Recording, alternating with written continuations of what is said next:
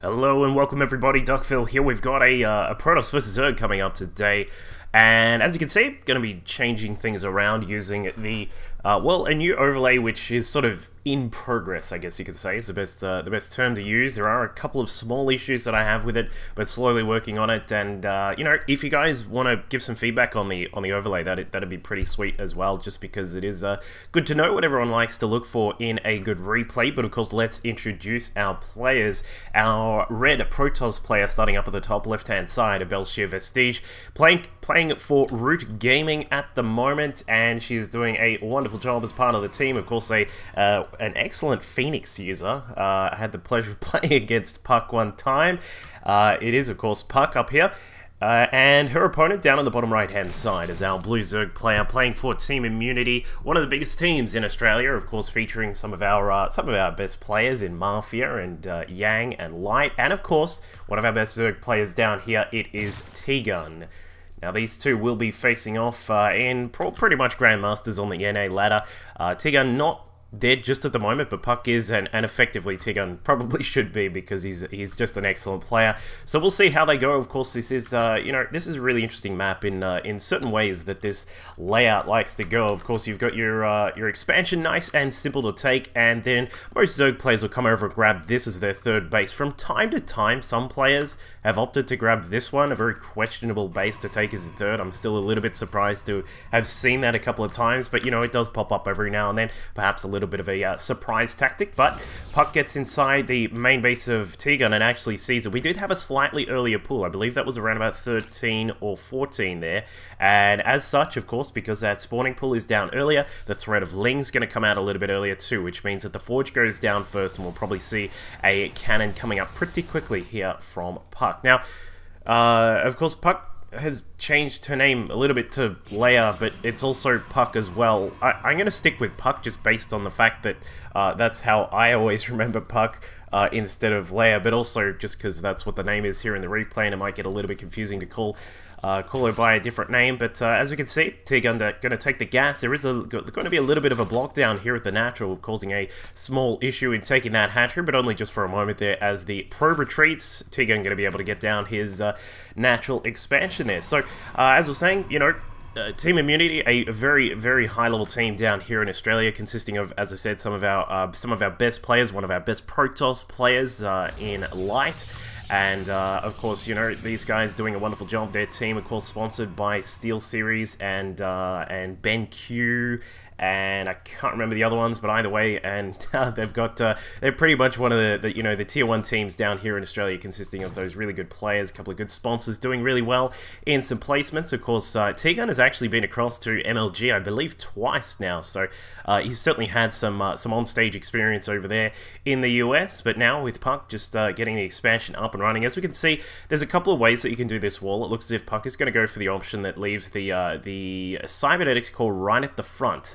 But we'll see how that goes. I'm expecting that to sort of go down just over here, just sort of helping out with the block at the front. T-Gun looks as if he may try and block it off. Is he? Oh, I was going to say, I was thinking that T-Gun might try and run the that Ling just in the spot to block off the cybernetics score for a moment there, but looks like they're going to have a little bit of a battle here, a probe versus a Ling. Never a good fight for the probe, especially when the probe is already on very low health. So base is going up, of course, is very standard. No real pressure here from T-Gun at the moment, but his lair is going up right now, a 5-minute lair, already over halfway done, and that is going to be coming up very quickly. In fact, there is a production tab. I had no idea why I didn't have that up, but sorry about that. As we said, still playing around with the UI.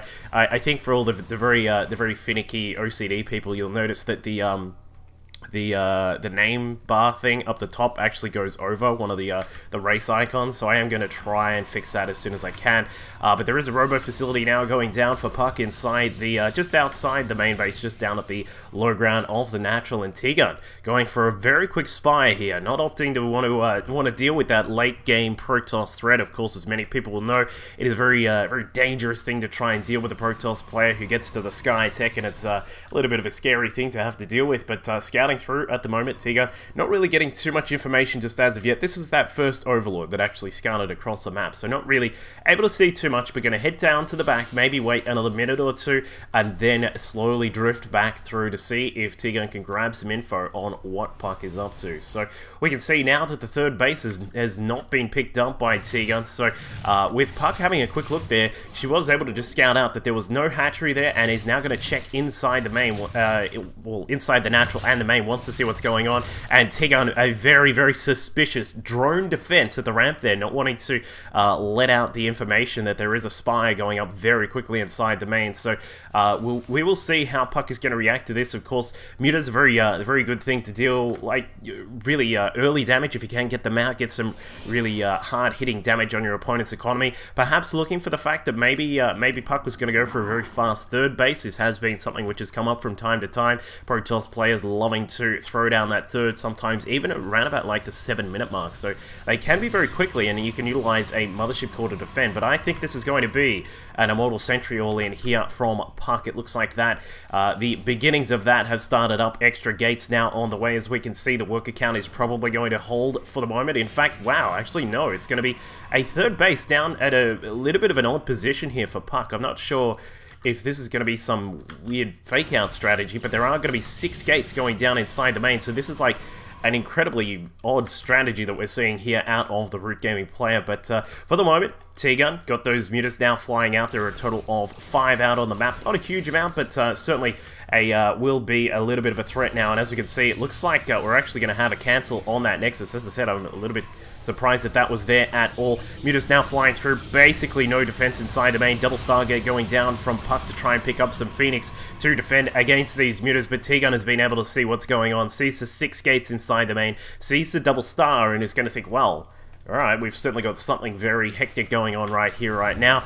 And, well, he was able to pick up a couple of workers here. Just 2 at the moment. Not a massive amount, but as the muta count continues to climb, we will probably see that worker kill tally go up and up. So, we'll see what Puck is going to do about this. We'll need to get those Stalkers out there. Of course, as we said before, it was looking to be a little bit more like a Sentry Immortal-based play. But with those mutas now out on the field and able to get in and do some damage inside the main base, we will need some Stalkers to buy time for those Phoenix to come out. As we can see, the Phoenix is going to get started probably, yep, there they go, right now. Double Phoenix at a time here, always a very good way to defend against Mutalisks, but the question will be, is Puck going to be able to push across and get a counter across the map? One thing which I'm sure many Protoss players will be aware is it is very difficult to defend in a base trade against mutas when you don't have a large count of Phoenix or a few Archons out. That's one thing which a lot of players will try and do. If you can sense that a muta base trade is going to be coming along, then one of the best ways to deal with that is to have a couple of Archons, because they can do wonderful damage with their Pimp Fist against the Mutalisks. And as we can see here, with a bit of dancing up in the sky, Puck will be able to hold off just for a short time here, but the Link's going to come through and see what damage they can get done. The Muta's now flying across.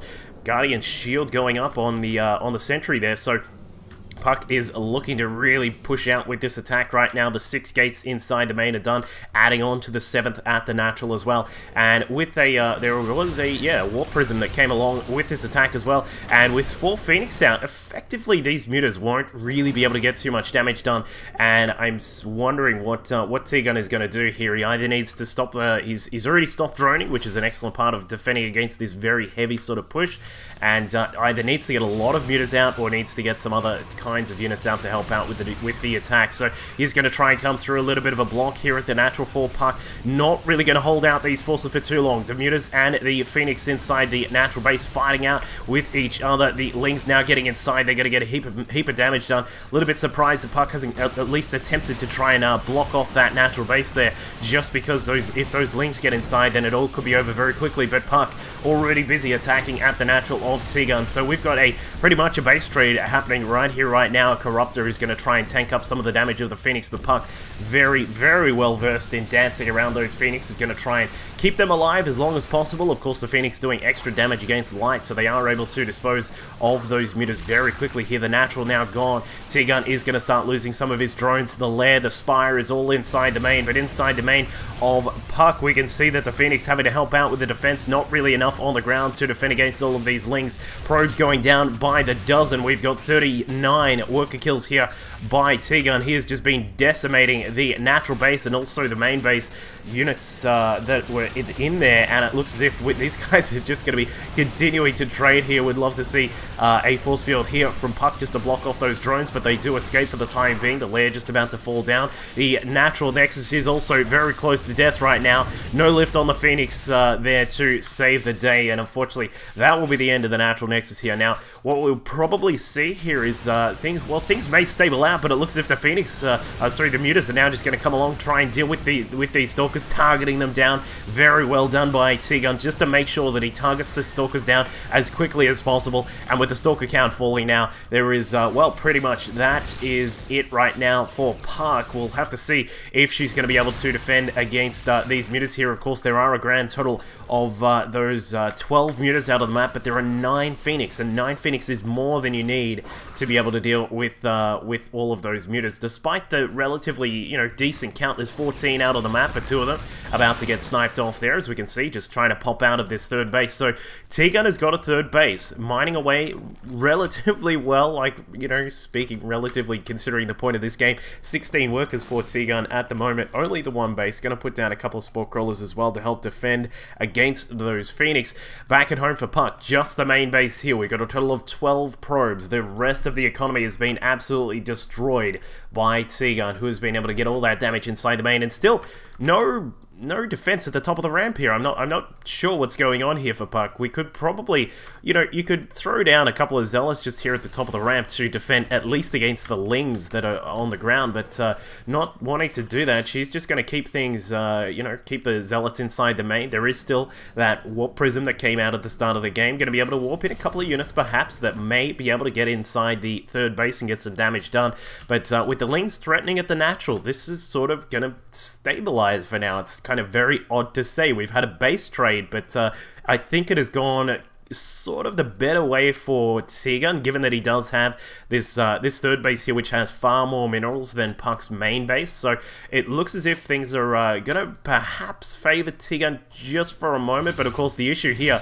is that a Protoss on 1 base, even if it isn't mining, but if it is at least mining a small amount, is going to have a little bit more power than a Zerg just on the singular base. But T-Gun does have these mutas, perfect for defending against this sort of attack here, where you've got a warp prism just trying to dive in, drop some zealots off. But when the Phoenix are out of town, the mutas can go to school on absolutely everything, and that's what we saw there. Just easily defending against that small attack the Puck was trying to execute there. Looks as if the zealots are still, they're just going to chill up here, not going to block off the top of the ramp here. A cybernetics core finally goes down, and we'll see some perhaps some more tech come out from Puck very soon. So Puck just trying to really just stabilize for the moment here. Needs to get that natural nexus going down, but T-Gun blocking off that with a small Ling. Just wants to keep an eye on what's going on. The Ling does go down. Let's look at the upgrades here. We've got T-Gun sitting, Puck, sorry, sitting on +1 for the weapons, and that is pretty much it.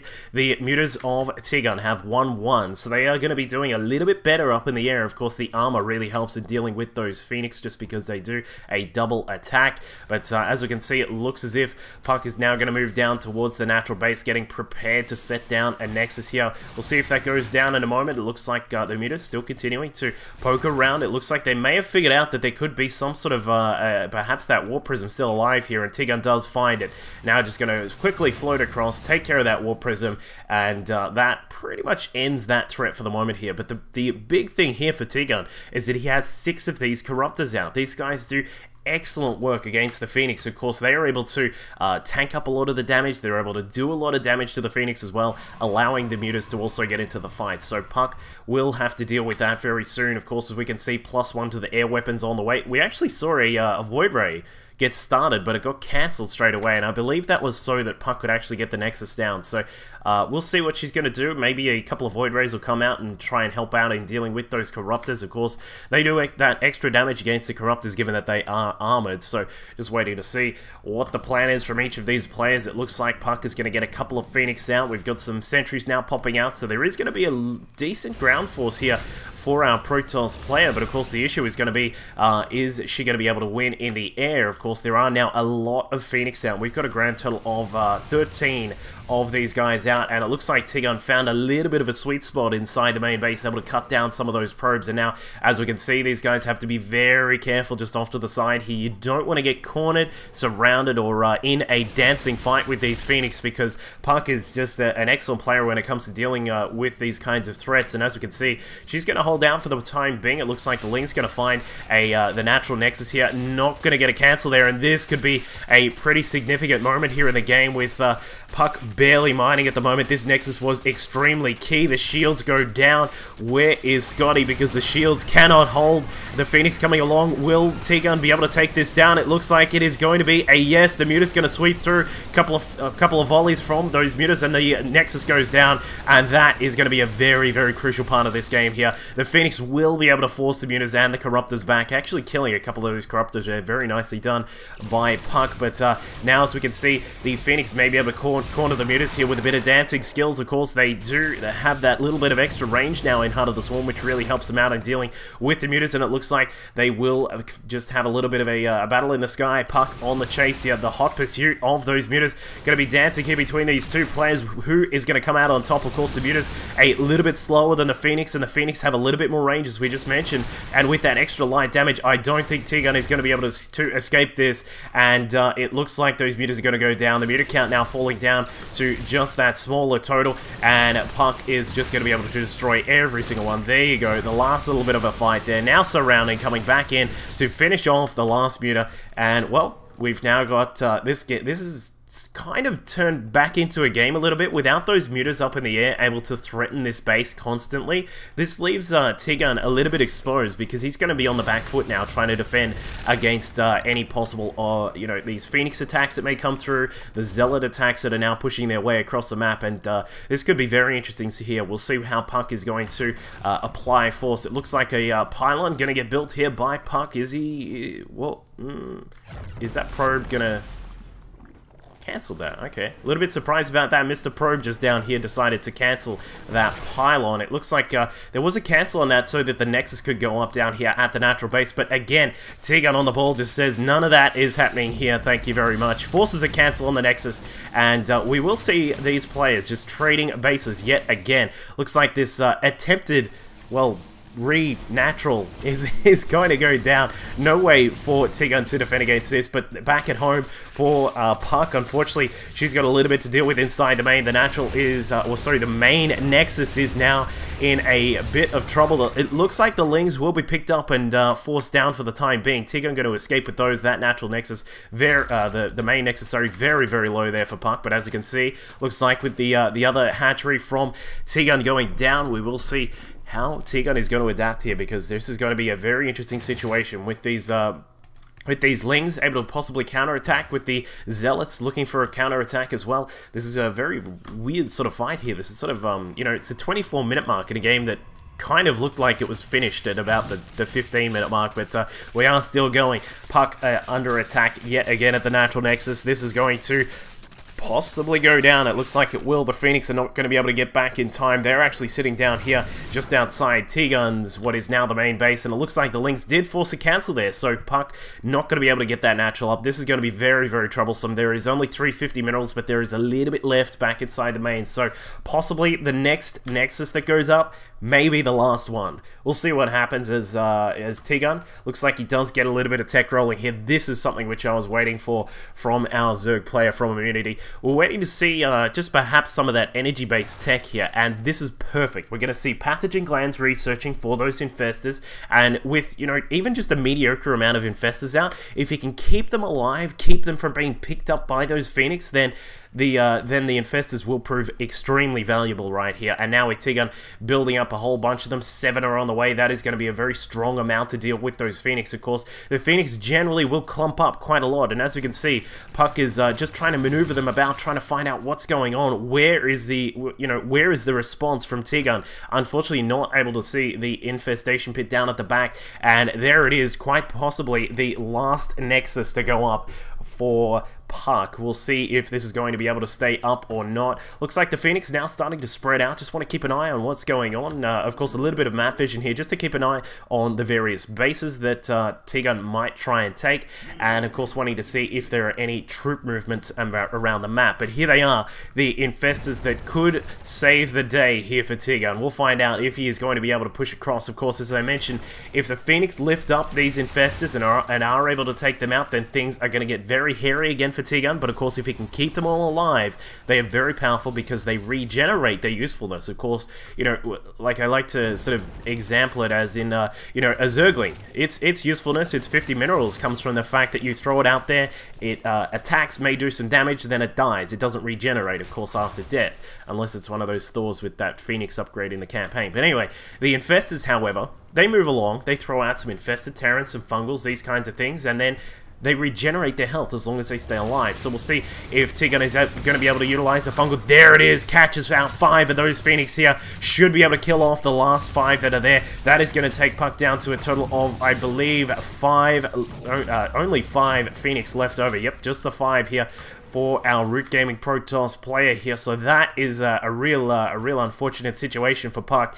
Is going to have to try and find a way to deal with that. Of course, it's very akin to an old rush that used to be done with Infestors, which was basically a Ling Infestor rush of 2 bases. And we'll see how Puck is going to deal with this, because effectively Puck doesn't have any sort of way to try and counteract that. And now, as we can see, the Link's getting caught out. So T-Gun is going to lose some of his Links here, but is going to trade some Phoenix for that. And that is just absolutely perfect. There is almost no way to try and deal with all these Infestors and the Lings when you don't have Phoenix to lift up those Infestors. Throwing down a couple more Fungal Growths on top of those units there, and that is going to be it. Yep.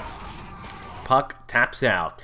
So, really interesting game there between these two players. You know, just sort of base trading and then stabilizing for a short time, and then having to try and trade bases slowly again, and then moving into that late game tech there. T-Gun switching to the very useful Infestors at this stage, and that was just perfect for this sort of situation. So, great job by T-Gun there. Unfortunately, Puck not able to pull it out in this game and get the win, but I'm sure we'll see her again. As I said, make sure you let me know what you think, what you would like to see in an overlay, or sorry, the custom UI, just because I am playing around with that inside the editor.